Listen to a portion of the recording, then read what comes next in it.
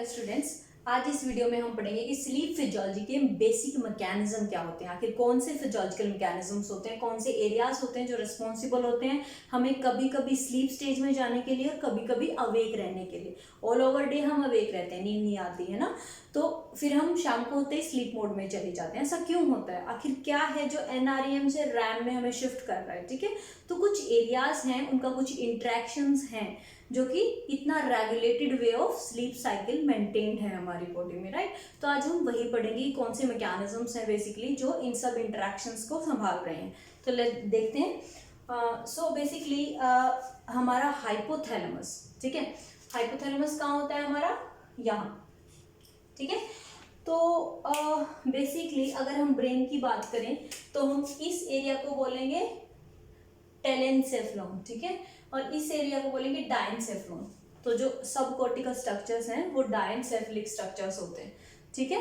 उसके बाद मेसेनसेफ्लन, mid brain को, और फिर पोन्स मेडुला, ठीक है। तो यहाँ होता है हमारा हाइपोथैलेमस, यहाँ पे, यहाँ, ठीक है, यहाँ होता है हमारा हाइपोथैलेमस। ओके, तो हाइपोथैलेमस जो है वो बेसिकली मेजर रेगुलेटर है स्लीप और अवेक पीरियड के लिए। कैसे, वो हम देखते हैं। तो पोस्टीरियर हाइपोथैलेमस जो है हमारा वो सिक्रेट करता है हिस्टामिन। हिस्टामिन जो है हमारी अवेकनिंग के लिए, हमें अवेक रखने के लिए मोस्ट इंपोर्टेंट है। तो हम इस एरिया को क्या बोलेंगे, awake promoting area, awake promoting area, ठीक है। तो इस एरिया को हमने बोला awakening promoting area. On the other hand जो एंटीरियर हाइपोथैलेमस है, एंटीरियर हाइपोथैलेमस में कौन सा area, the pre optic nucleus, ठीक है। वेंट्रोलेटरल, तो VLPO आपने नाम सुना होगा, वेंट्रोलेटरल प्री ऑप्टिक न्यूक्लियस, ये जो है हमारा स्लीप प्रोमोटिंग एरिया होता है। तो हम इसे बोलेंगे sleep promoting area, sleep promoting area, ठीक है। ओके, तो एक एरिया हो गया हमारा स्लीप प्रोमोटिंग एरिया, एक हो गया हमारा अवेकनिंग प्रोमोटिंग एरिया। तो हम इनकी इंटरेक्शन देखते हैं। तो अवेकनिंग प्रोमोटिंग एरिया जो पोस्टीरियर हाइपोथैलेमस है, जो कि हिस्टामिन रिलीज करता है, जब ये एक्टिवेट होता है, हम बाद में बात करेंगे कि ये कब एक्टिवेट होगा, बट फिलहाल बात करते हैं जब भी पोस्टीरियर हाइपोथैलेमस का ये एरिया एक्टिवेट होता है तो ये क्या करता है, ये दो न्यूक्लियस को स्टिमुलेट करता है, ठीक है। ये जो दो न्यूक्लियस है ये कहाँ सिचुएटेड है, असेंडिंग रेटिकुलर सिस्टम। ओके, तो हम यहाँ बात कर रहे हैं, ये जो एरिया है ये है reticular system, ascending reticular system, ARAS, ascending reticular activating system. तो इसके अंदर दो न्यूक्लियस होते हैं हमारे, लोकस सेरुलस और रैफे न्यूक्लियस, ठीक है। अब लोकस सेरुलस और रैफे न्यूक्लियस करते क्या हैं, ये न्यूरोट्रांसमीटर रिलीज करते हैं, कौन से, नोरएपिनेफ्रिन, ठीक है, और सीरोटोनिन, नाम सुना होगा इन दोनों का, नोरएपिनेफ्रिन और सीरोटोनिन, ठीक है। तो क्या हुआ, पोस्टीरियर हाइपोथैलेमस ने स्टिमुलेट किया इन दो न्यूक्लियसेस को, लोकस सेरुलस और रैफे, ठीक है। अब ये क्या करते हैं, ये बेसिकली स्टिमुलेट करते हैं, ये थैलेमस में जाते हैं दोनों, ये जो न्यूरोट्रांसमीटर है क्या करते हैं, स्टिमुलेट करते हैं थैलेमोकोर्टिकल EPSPs को। तो ब्रेन जो है वो एक्टिव हो जाती है, ठीक है। और ऑब्वियसली उसी स्टेट को हम क्या बोलते हैं, अवेक स्टेट, अवेक स्टेट, ठीक है। तो ये हो गया हमारा अवेक मैकेनिज्म्स कि पोस्टीरियर हाइपोथैलेमस में हिस्टामिन रिलीज होता है। हिस्टामिन, लोकस सेरुलस और raphe nucleus of reticular activating system, ये जो है थैलेमस को स्टिमुलेट करते हैं और थैलेमोकोर्टिकल फाइबर्स रिलीज होते हैं, एक्टिवेट होते हैं, फायर करते हैं, जिसकी वजह से हमारी ब्रेन एक्टिव होती है, जिसे हम बोलेंगे अवेक स्टेट। ओके, तो हम पूरा दिन जो अवेक रहते हैं वो मैकेनिज्म, इन मैकेनिज्म्स की वजह से रहते हैं, इसीलिए इन्हें हम बोलते हैं अवेक प्रोमोटिंग एरियाज, ठीक है। तो ये सारे जो हैं ये अवेक प्रोमोटिंग एरियाज। अब अवेक हम ऑल ओवर डे अवेक रहते हैं, बीच में नींद नहीं आती मोस्टली, ठीक है, अगर हमें कोई स्लीप डिजीज नहीं है तो, स्लीप डिसऑर्डर नहीं है तो, ठीक है। तो जब हम अवेक होते हैं एक लॉन्ग ड्यूरेशन के लिए तो ऑब्वियसली हमारी ब्रेन जो है वो एक्टिव है, बार बार काम कर रही है, कॉन्टिन्यूसली वर्क कर रही है, जैसे हम एग्जाम्स में बहुत एग्जॉस्टेड फील करते हैं। तो उसी तरीके से जब ब्रेन बहुत ज़्यादा वर्क करती है, बहुत ज़्यादा ब्रेन एक्टिविटी की वजह से क्या होता है, जब भी हम बहुत ज़्यादा एक्टिविटी करते हैं तो क्या होता है, मेटाबोलाइट सीक्रेट होते हैं, ठीक है। तो जो मेटाबोलाइट्स हैं वो बढ़ जाएंगे, तो इंक्रीज मेटाबोलाइट्स इन ब्रेन, ठीक है, जिसकी वजह से क्या होगा, there is increase in adenosine. Adenosine क्या होता है, अब एटीपी यूज कर रहे हैं तो एटीपी जो है हाइड्रोलाइज होंगे तो क्या बनेगा, एडिनोसिन, ठीक है। तो एडिनोसिन जब भी ज्यादा होगा, ठीक है, तो क्या होगा, ये एडिनोसिन जो है जब भी ज्यादा होगा ये स्टिमुलेट करेगा किसे, एंटीरियर हाइपोथैलेमस को, ठीक है, कि बताएगा कि there is need of sleep, ठीक है। तो जब भी हम अवेक पीरियड में रहते हैं, अवेकनिंग जो एरियाज हैं वो फायर कर रहे होंगे, जब ब्रेन बहुत देर के लिए एक्टिव है, 16-17 घंटे तक हम काम करते रहते हैं, अगर ब्रेन एग्जॉस्टेड है, अगर काम हमने ज़्यादा किया तो मेटाबोलाइट सिक्रेट होंगे, जिसमें मोस्ट प्रोमिनेंट एडिनोसिन मेटाबोलाइट, वो एक्टिवेट करेगा एंटीरियर हाइपोथैलेमस के प्री ऑप्टिक एरिया को, VLPO, ventrolateral pre optic area, ठीक है। तो वेंट्रोलेटरल प्री ऑप्टिक एरिया क्या सीक्रेट करेगा, ये सीक्रेट करेगा गाबा, गाबा जो कि इनहिबिटरी न्यूरोट्रांसमीटर होता है, ठीक है, गाबा सीक्रेट करेगा। और गाबा जो कि इनहिबिट करेगा, तो किस चीज को इनहिबिट करेगा, ठीक है, हम गाबा को साइड में लिख देते हैं, तो यहां हम लिख देते हैं कि गाबा न्यूरोट्रांसमीटर रिलीज करेगा, तो ये किसे इनहिबिट करेगा, ये करेगा इसे इनहिबिट, अवेक प्रोमोटिंग एरियाज को, ठीक है। इसी वजह से एंटीरियर हाइपोथैलेमस का जो एरिया है प्रीऑप्टिक, ये किसे प्रमोट करेगा, स्लीप को प्रमोट करेगा, स्लीप, ठीक है, इसीलिए हम इसे बोलते हैं sleep promoting areas. I hope आपको ये पॉइंट क्लियर होगा कि अवेकनिंग एरियाज हैं पोस्टीरियर हाइपोथैलेमस, जो कि हिस्टामिन रिलीज करता है, वो स्टिमुलेट करता है RAS, रास, बेसिकली रास ही होता है जो हमें अवेक रखता है, ठीक है। तो रास जो है स्टिमुलेट होगा और नोरेपिनेफ्रिन और सीरोटोनिन जो है ये थैलेमोकॉर्टिकल फाइबर्स को एक्टिवेट करेंगे, जिसकी वजह से हम अवेक होंगे। जब लॉन्ग ड्यूरेशन के लिए हम अवेक होंगे तो एडिनोसिन बढ़ जाएगा बॉडी में, और एडिनोसिन जो है एंटीरियर हाइपोथैलेमस एरिया प्रीऑप्टिक एरिया को स्टिमुलेट करेगा गाबा रिलीज करने के लिए। जब गाबा रिलीज होगा तो वो अवेक प्रोमोटिंग एरियाज को इनहिबिट करेगा और प्रमोट करेगा स्लीप, ठीक है, ओके। तो नॉर्मली ये होता है, ये हो गया, हमें पता है। अब अगर हम स्लीप की बात कर रहे हैं यहाँ पे, ठीक है, तो सेपरेटली हम सिर्फ NREM स्लीप की बात कर रहे हैं, क्योंकि रैम जो है वो थोड़ा सा डिफरेंट होता है, हम बात करेंगे। तो फिलहाल ये बात याद रखना, कंफ्यूज मत होना कि स्लीप का यहाँ मतलब NREM है या रैम है, ठीक है। तो हम यहाँ सिर्फ बात कर रहे हैं NREM की, तो समझ आया। ऐसे ये जो थ्योरी है जो एक्सप्लेन कर रही है मैकेनिज्म ऑफ स्लीप, इसे बोलते हैं metabolite theory of sleep, okay. अगर बाई चांस आपसे पूछे मेटाबोलाइट थ्योरी ऑफ स्लीप क्या होता है, तो दिस इज दैट थ्योरी, ठीक है। अब in turn awake promoting area, दिन में जब हम जाग रहे होते हैं तब हमें स्लीप नहीं होनी चाहिए, राइट। तो अवेक प्रोमोटिंग एरिया भी इनहिबिट कर रहे होते हैं स्लीप प्रोमोटिंग एरियाज को, तो ये दोनों आपस में इनहिबिट कर रहे होते हैं। इसीलिए जब हम जाग रहे होते हैं तब हमें नींद नहीं आ रही होती, जब हम सो रहे होते हैं तब हम अराउज नहीं हो रहे होते फटाफट, ठीक है, थ्रेशोल्ड बढ़ जाता है, अवेक नहीं हो रहे होते, तो इसीलिए ये दोनों आपस में इनहिबिट कर रहे होते हैं, ठीक है। तो हमें NREM का पता चल गया, हमें अवेक होने का रीजन पता चल गया। अब बचा क्या है, रैम, ठीक है। तो रैम जो है उसका कोज क्या है, रैम जो है basal forebrain areas, basal forebrain means ये जो प्रीफ्रंटल एरिया है उसके नीचे के जो एरियाज हैं यहाँ, बेसल फोरब्रेन एरियाज, और रेटिकुलो एक्टिवेटिंग सिस्टम, मतलब जो पोन्स में इनहिबिटरी एरिया होता है रास का, ठीक है, वो ये जो दो एरियाज हैं, ठीक है, ये एसिटाइलकोलिन रिलीज कर रहे होते हैं। तो ये जो कौन से न्यूरॉन है, acetylcholine releasing neurons, these are responsible for REM sleep, REM, rapid eye movement sleep के लिए रेस्पॉन्सिबल होते हैं ये दो एरिया। याद रहेगा कि दो एसिटाइलकोलिन सिक्रेटिंग एरियाज होते हैं बेसल फोरब्रेन में और रेड पोन्स में। रास याद ना रहे तो पोन्स में एसिटाइल कोलिन रिलीजिंग एरियाज होते हैं, न्यूरॉन्स होते हैं, ठीक है।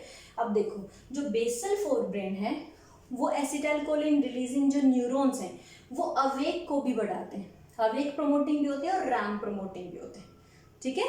हम इंट्रैक्शन बाद में पढ़ेंगे, अभी के लिए आपको एक कॉन्सेप्ट होना चाहिए कि जो रैम है उसके मैकेनिज्म्स, जो एरियाज हैं उसे रेगुलेट करते हैं वो होते हैं बेसल फोरब्रेन में और पोन्स में, ठीक है, और एसिटाइल कोलिन रिलीज करते हैं। तो एक ओवरऑल पिक्चर आपको पता चले कि एसिटाइल कोलिन रिलीज होगा तो रैम होगी, ठीक है, नोरेपिनेफ्रिन सीरोटोनिन और हिस्टामिन रिलीज होगा तो अवेक होंगे, ठीक है, गाबा रिलीज होगा तो हम एनआरईएम स्लीप में होंगे, स्लीप स्टेज में होंगे, ठीक है। तो ये हो गया रफ आइडिया।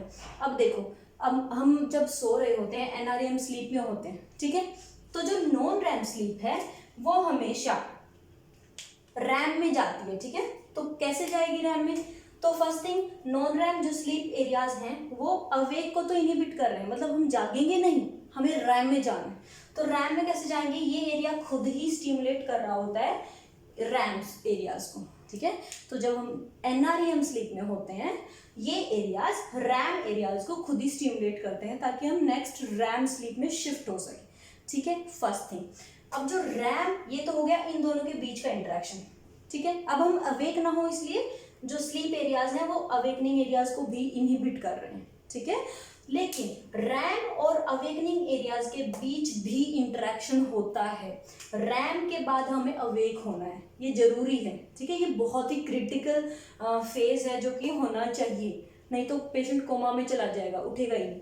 तो रैम जो है, रैम अवेकनिंग एरियाज को स्टिमुलेट कर रहा होता है ताकि अवेक हो जाए हम, ठीक है। लेकिन जब हम अवेक होते हैं दिन में तो रैम नहीं होनी चाहिए, इसीलिए जो अवेक एरियाज हैं वो रैम एरियाज को इनहिबिट कर रहे होते हैं, समझ आया?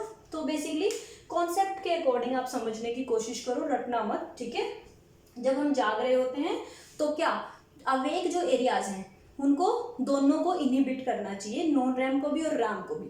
तो अवेक एरियाज वही कर रहे होते हैं, रैम को भी इनहिबिट कर रहे होते हैं और नॉन रैम को भी, ठीक है। रैम, उसके बाद फिर नॉन रैम आएगा बिकॉज ऑफ फटीग, ठीक है। अब नॉन रैम जब आएगा तो वो अवेक को इनहिबिट करे और रैम को स्टिमुलेट करे। इसी को हम एक समराइज्ड वे में यहाँ देखते हैं कि लूप इनहिबिशन हो कैसे रहा है।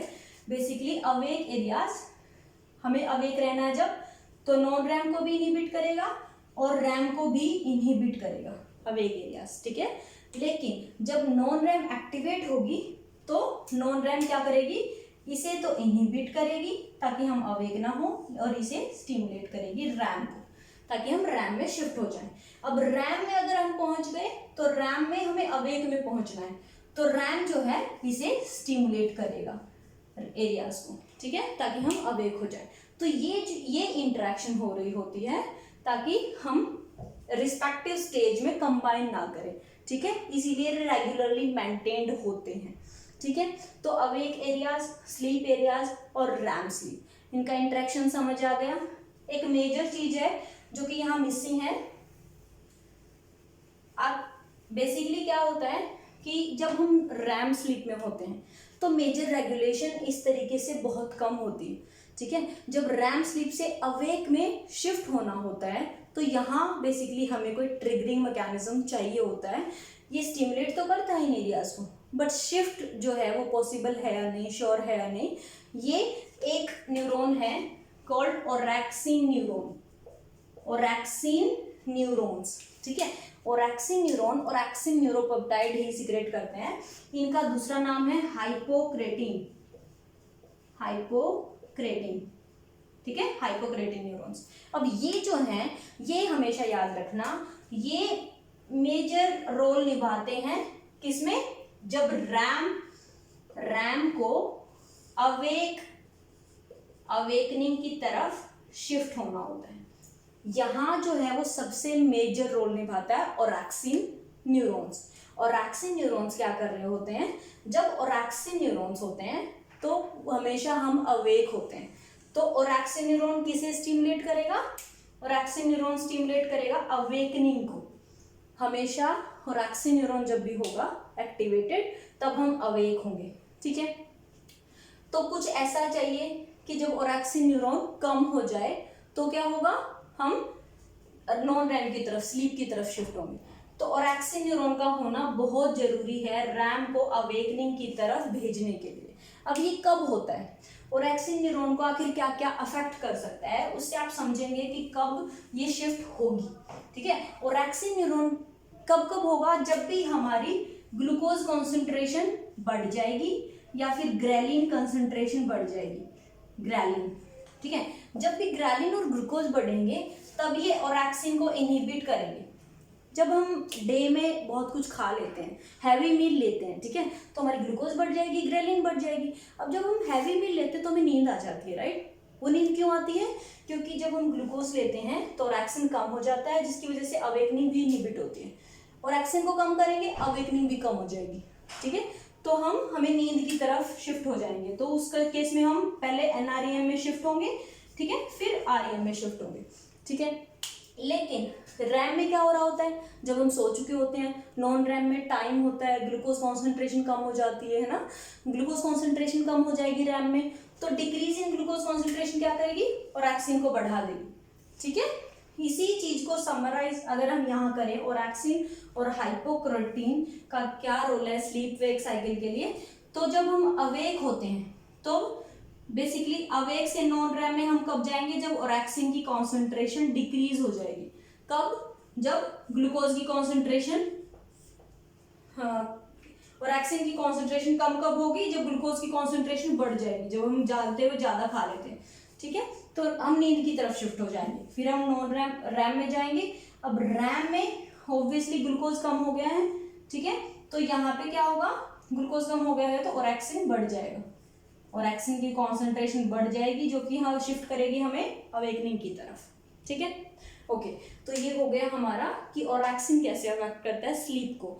ये हमारा हो गया कि हम इंटरेक्शन, मेटाबॉलिक थ्योरी जो है वो क्या, कैसे स्लीप का मैकेनिज्म एक्सप्लेन करती है, मेटाबॉलिक थ्योरी ऑफ स्लीप। ठीक है, तो ये हो गया हमारा स्लीप का mechanisms. Last thing left is sleep wake cycle. ठीक है, स्लीप वेक साइकिल क्या होता है, अब हमने ये मैकेनिज्म्स की बात कर ली, हमने इन मैकेनिज्म्स में कहीं भी ये डिस्कस नहीं किया कि लाइट और डार्कनेस कैसे स्लीप को अफेक्ट करती है ना। तो बेसिकली ये तो हमारे रोल प्ले करते ही हैं, लेकिन आपने देखा होगा गांव में ज़्यादा लेट तक नहीं सोते, 9-10 बजे तक सोना नेक्स्ट टू इम्पॉसिबल हो जाता है अगर वो बाहर सो रहे हैं तो, है ना। तो लाइटनिंग बहुत इंपॉर्टेंट होती है जब हम बात करते हैं स्लीप की, क्योंकि हमने एक मोस्ट इंपॉर्टेंट एरिया सुप्राचार्जमेटिक न्यूक्लियस की अब तक बात नहीं की है। तो वो एरिया कैसे रोल प्ले करता है वो हम पढ़ते हैं स्लीप वेक साइकिल में। ठीक है, स्लीप वेक साइकिल में क्या होता है, ये I don't have yellow colour, तो ये सनलाइट है, ये लाइट है, I am just showing the light. ठीक है, तो लाइट आइज में जाएगी, ठीक है, आइज में जाएगी तो सुप्राचार्जमेट, यहाँ से सुप्राचार्जमेटिक न्यूक्लियस में जाएगी वाया प्रीऑप्टिक एरियाज एंड ऑल। ठीक है, तो सुप्राचार्जमेटिक न्यूक्लियस में जाएगी। ठीक है, सुप्राचार्जमेटिक न्यूक्लियस जो है पीनियल ग्लैंड को स्टिमुलेट करेगा, सुप्राचार्जमेटिक न्यूक्लियस पीनियल ग्लैंड को स्टिमुलेट करेगा। पीनियल ग्लैंड क्या सिक्रेट करेगी, मेलेटोनिन हार्मोन। ठीक है, मेलेटोनिन हार्मोन जब सीक्रेट होता है तो ये स्टिमुलेट करता है स्लीप को। Sleep, melatonin is found to be high when we sleep. ठीक है, तो जब सनलाइट थी तब पीनियल ग्लैंड जो मेलेटोनिन सिक्रेशन है, अब देखो लाइट और डार्क ये दो चीजें हैं यहाँ पे, लाइट और डार्क। ठीक है, तो जब लाइट होगी तब मेलेटोनिन सिक्रेशन हमेशा डिक्रीज हो जाएगा ताकि हम स्लीप स्टेज में जा सकें। तो जो लाइट होगी वो पीनियल ग्लैंड को इनहिबिशन कराएगी, और जैसे ही अंधेरा हो जाएगा, जैसे डार्क हो जाएगा, डार्कनेस हो जाएगी, तो पीनियल ग्लैंड स्टिमुलेट हो जाती है मेलेटोनिन सिक्रेशन इंक्रीज करने के लिए। तो शाम को मेलेटोनिन सिक्रेशन जो है वो बढ़ जाता है और हम स्लीप स्टेज में चले जाते हैं। ठीक है, तो ये ओवरऑल मैकेनिज्म्स जो है हमने सब डिस्कस कर लिए एक्सेप्ट वन। ठीक है, तो बहुत सारी थ्योरीज दी गई थी, साइंटिस्ट ने बहुत सारी थ्योरीज दी, इसी को जस्ट समराइज करना है, जस्ट 2 मिनट। ठीक है, तो बेसिकली क्या हुआ, जैसे मेटाबॉलिक थ्योरी ऑफ स्लीप है, ऐसे ही एक और थ्योरी है जिसे बोलते हैं neurotransmitter theory. Neurotransmitter theory of sleep. मतलब बेसिकली एरियाज की बात होती है, ये लेटेस्ट कॉन्सेप्ट है कि कैसे इंटरेक्शन होती है। अदरवाइज पहले न्यूरोट्रांसमीटर जो है चेक किए गए कि कौन सी स्टेज में कौन से न्यूरोट्रांसमीटर हाई होते हैं। तो देखो आपने अगर ये समझ ली है वीडियो तो आपको थोड़ा सा आइडिया हो गया होगा कि न्यूरोट्रांसमीटर हमारे कौन सी स्टेज में कैसे होते हैं। तो ये 3 न्यूरोट्रांसमीटर हैं जिनकी हमें बात करनी है कि कौन सा न्यूरोट्रांसमीटर कब होता है। अब देखो जब हम अवेक होते हैं तो कौन सा न्यूरोट्रांसमीटर होगा, अवेक एरियाज का न्यूरोट्रांसमीटर, मतलब हिस्टामिन, ठीक है, नोरेपिनेफ्रिन, सेरोटोनिन, ये हाई होंगे, राइट। तो ये जो है ये वाला ये होगा हाई, बहुत हाई होंगे दोनों, ठीक है। हमें पता है स्लीप इनहिबिट होना है उस टाइम में, तो गाबा का क्या होगा, गाबा कम हो जाएगा, तो गाबा कॉन्सेंट्रेशन कम होगी, एसिटाइल कॉन्सेंट्रेशन भी कम होगी। ऑल्दो मैंने बात की थी कि अवेक एरियाज कुछ बेसल फोरब्रेन में भी होते हैं, एसिटाइल कोलिन एरिया, जो अवेकनेस को प्रमोट करते हैं। तो यहाँ पे अगर मैं ये लिख दूं कि थोड़ा सा एसिटाइल कोलिन भी ज्यादा होगा तो ये ठीक है, इट्स नॉट रॉन्ग, ठीक है। तो पहली बात हो गई अवेक। अब बताओ नेक्स्ट एनआरईएम स्लीप में क्या होता है। एनआरईएम स्लीप जो कि हम स्लीप प्रमोटिंग एरियाज की बात करते हैं, क्या बढ़ेगा, ऑब्वियसली गाबा बढ़ेगा, ये भी कम होगा, ये भी कम होगा, राइट। Last is RAM.